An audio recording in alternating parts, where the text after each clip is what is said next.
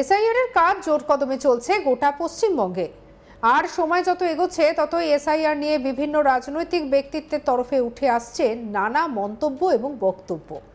Voter তালিকা থেকে মৃত রোহিঙ্গা এবং অবৈধ বাংলাদেশি মুসলিমদের বাদ দেওয়ার জন্যই চলছে এই এসআইআর।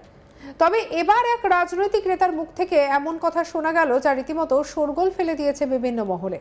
বোলপুর পুরসভার 12 নম্বর ওয়ার্ডে আয়োজিত ভোট সুরক্ষা সভায় বক্তব্য রাখতে গিয়ে সভায় উপস্থিত মানুষজনের উদ্দেশ্যে তৃণমূল নেতা অনুব্রত মণ্ডল বলেন, ভয়ের কোনো কারণ নেই, আমাদের লোকেরা আছে, ভোটার লিস্টে ঠিক নাম উঠিয়ে দেবে।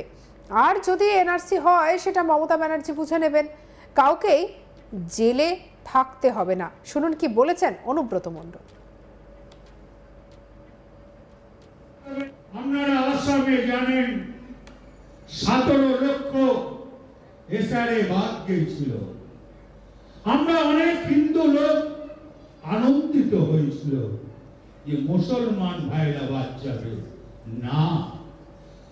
মাত্র 4 লক্ষ মুসলমান বাদ গিয়েছিল, তারা ডিটেনশন ক্যাম্পে আছে, আর 14 লক্ষ কিন্তু হিন্দু আছে। ভুলেও ভুল করবেন না। তাই মমতা ব্যানার্জি আছে, চিন্তার কোনো কারণ নাই।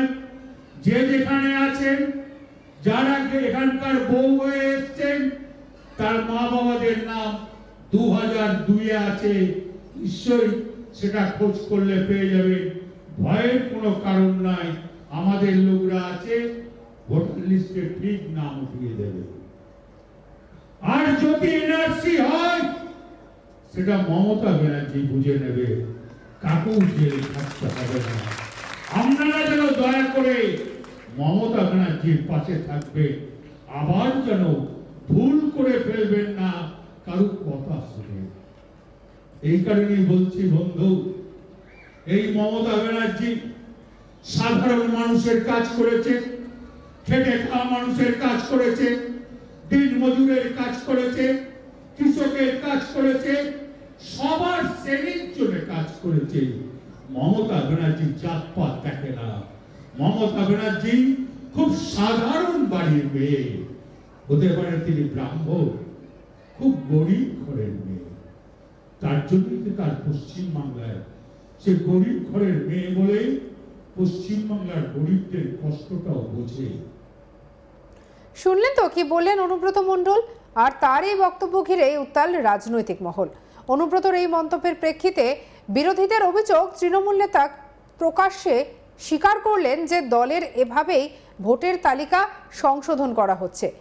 বিজেপির বোলপুর সাংগঠনিক জেলার সভাপতি শ্যামাপদ মণ্ডল বলেন, আমাদের বিরোধী দলনেতা আগেই অভিযোগ করেছেন যে স্বচ্ছভাবে এসআইআর হচ্ছে না, তৃণমূল নেতারা বিএলওদের প্রভাবিত করছে। অনুব্রত মণ্ডলের মন্তব্য সেটাই প্রমাণ করলো। কিভাবে কেউ এত আত্মবিশ্বাসের সঙ্গে বলতে পারেন যে তাদের লোক নাম তুলবে? উল্লেখ্য, জাতীয় নির্বাচন কমিশনের তত্ত্বাবধানে পশ্চিমবঙ্গ সহ 12টি জায়গায় চলছে এসআইআর প্রক্রিয়া। আর এই পরিস্থিতিতে তৃণমূল কংগ্রেসের পক্ষ থেকে রাজ্য জুড়ে চলছে ভোট সুরক্ষা সভা। বোলপুরের এই সভায় উপস্থিত ছিলেন দলের বীরভূম জেলার কোর কমিটির আহ্বায়ক অনুব্রত মণ্ডল, বোলপুর পুরসভার চেয়ারপারসন পর্ণা ঘোষ এবং অন্যান্য কাউন্সিলররা। সভায় অনুব্রত মণ্ডল অসমের এনআরসি প্রসঙ্গ টেনে বলেন, অসমে 17 লক্ষ ভোটার বাদ গিয়েছে।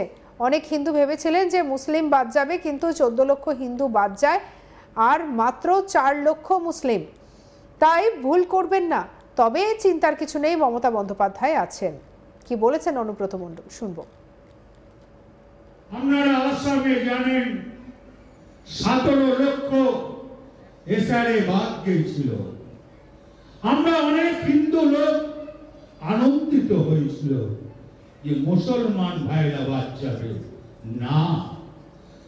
মাত্র 4 লক্ষ মুসলমান বাদ গিয়েছিল, তারা ডিটেনশন ক্যাম্পে আছে, আর 14 লক্ষ কিন্তু হিন্দু আছে। ভুলেও ভুল করবেন না। তাই মমতা ব্যানার্জি আছে, চিন্তার কোনো কারণ নাই। যে যেখানে আছেন, যারা এখানকার বউ হয়ে এসছেন, তার মা বাবাদের নাম 2002-এ আছে, নিশ্চয়ই সেটা খোঁজ করলে পেয়ে যাবে। ভয়ের কোনো কারণ নাই, আমাদের লোকরা আছে, ভোটার লিস্টে ঠিক নাম উঠিয়ে দেবে। আর যদি এনআরসি হয় সেটা মমতা ব্যানার্জি বুঝে নেবে, কাকেও জেল থাকতে হবে না। আপনারা যেন দয়া করে মমতা ব্যানার্জির পাশে থাকবে, আবার যেন ভুল করে ফেলবেন না কারো কথা শুনে।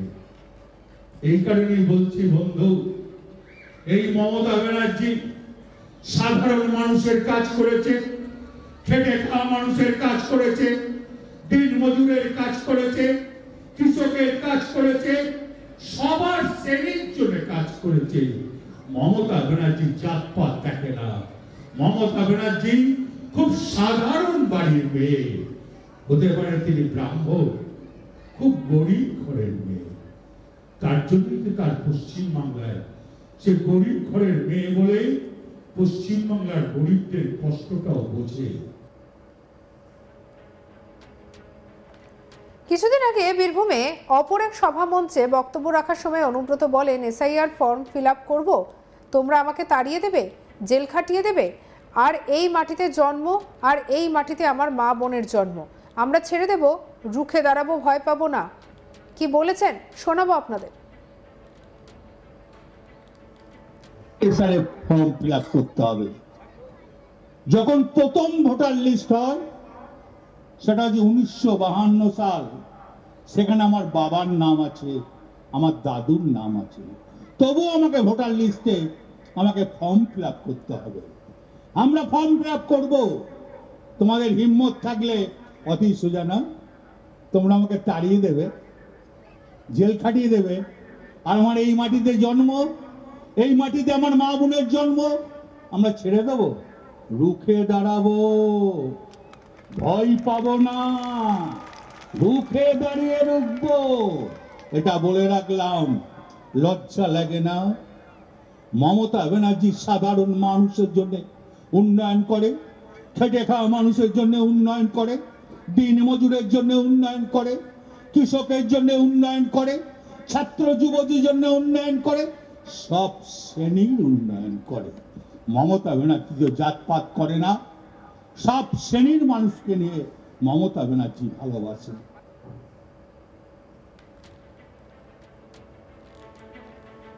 ভোটের মরশুমে একেবারে সরগরম হয়ে রয়েছে বাংলার রাজ্য রাজনীতি। আর তার মধ্যে বীরভূমের বোলপুর এবং বিশেষ করে অনুব্রত মণ্ডল এমন কিছু নাম যে ভোট আসলে পরেই এই নামগুলো যেন বীরভূমের মাটিকে বারবার জানান দেয় যে ভোটে কি ঠিক কোন পরিস্থিতি হতে চলেছে। তার কারণ হচ্ছে বারবার রাজনৈতিক মহলের সরগরম করা পরিস্থিতি, বিভিন্ন কথা এবং বিতর্ক, পাল্টা বিতর্ক, এই সব কিছুকে কেন্দ্র করে ভোটের মরশুম একেবারে 2026-এর বিধানসভা নির্বাচনের আগে যথেষ্ট সরগরম। সঙ্গে রাখুন আজ তাক বাংলাকে, লাইক, কমেন্ট, শেয়ার, সাবস্ক্রাইব করতে ভুলবেন না।